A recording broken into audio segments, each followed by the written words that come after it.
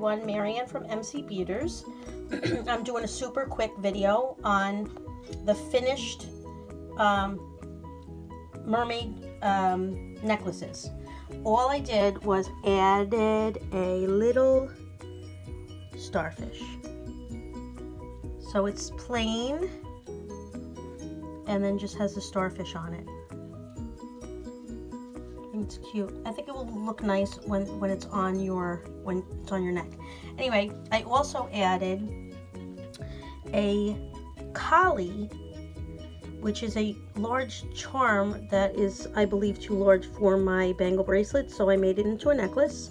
So there's a collie, another collie, and then this one looks like a husky. It's just too large, so I decided just to put it on a necklace. So that's my video. Stay tuned for my next cat tissue box cover. I'm making another one. I have 4 more to do. Okay, bye everybody. Have a wonderful Thursday night.